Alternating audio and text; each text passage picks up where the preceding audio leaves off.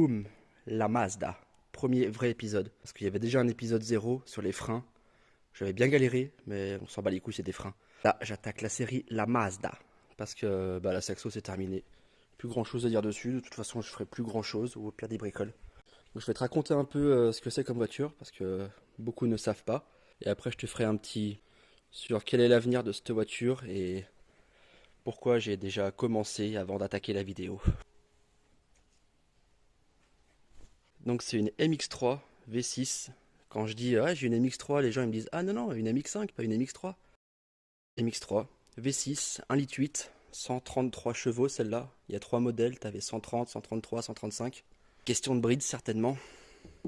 Qu'elle est de 94. Je me rappelle même plus si je l'ai dit il y a 2 secondes. Donc là on a juste une suppression de silencieux.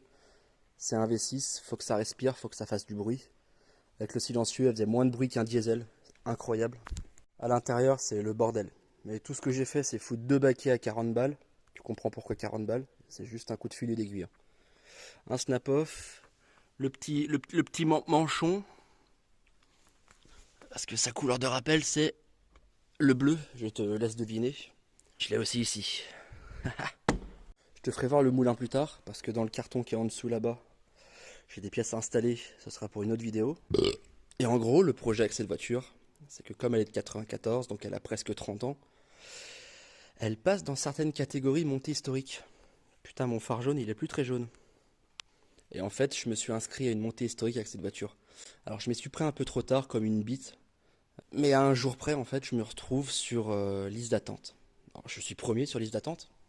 Il y a toujours un mec qui va se désister, ou qui a un problème mécanique, ou je sais pas quoi. Je suis quand même premier sur liste d'attente, j'ai de l'espoir, j'ai des potes qui sont inscrits, eux. Dans tous les cas, je te filmerai leur montée, le jour J. Et donc là, en gros, le tuning qu'on va attaquer, c'est la vider intégralement. Là, à la place de la roue de secours, il y aura une jante tuning de rallye avec un pneu Smith Slick.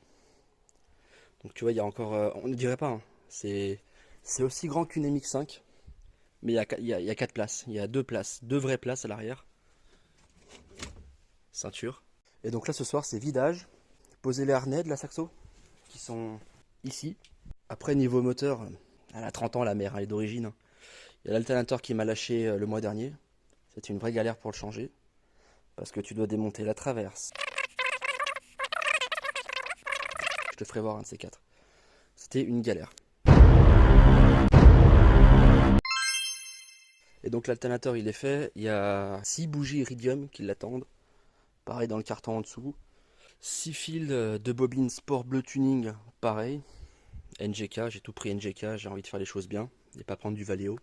Ensuite, une fois que ça sera vidé et que le moteur sera refait, la rabaisser parce qu'elle est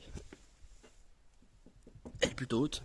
Ensuite, comme les pièces sont extrêmement chiantes à trouver parce que c'est une voiture qui a été fabriquée à 22-23 000 exemplaires, si je dis pas de conneries. Donc autant dire que les pièces sont assez compliquées à trouver. Les mecs qui ont des pièces performances, c'est Japon, Australie, Mexique. Donc, fabriquer une barre anti-rapprochement pour l'arrière. T'as les coupelles d'amortisseurs qui sont en dessous, enfin les tourelles, je veux dire. Essayer de fabriquer un truc. Peut-être faire comme les Honda Civic Tuning. Ils mettent une barre anti-rapprochement juste comme ça. Une barre anti-écrasement. Et on va commencer à démonter cette merde. En fait, je suis en train de me dire, il y a 30 ans, il y a un petit japonais super minutieux, méticuleux. Il a monté ça avec amour. Pour qu'il y ait un mongol qui vienne y démonter 30 ans plus tard et faire des flammes. Tu vois. Ouais, je viens de faire toute une séquence où c'est dans le noir et je parle et on voit rien.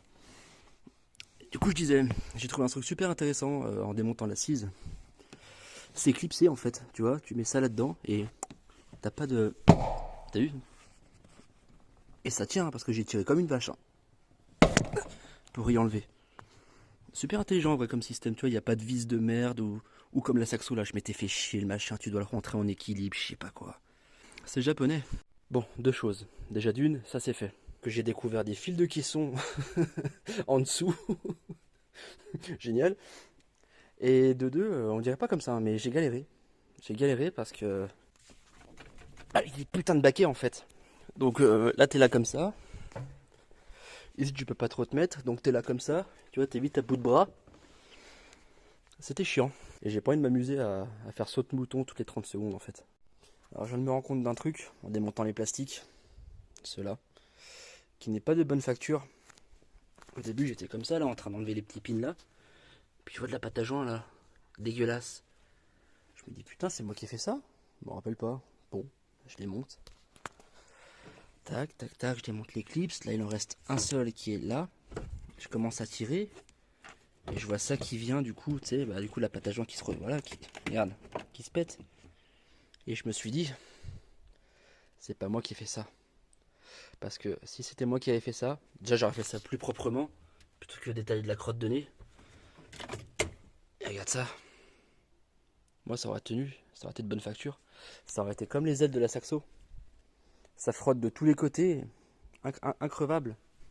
Mais regarde-moi ça.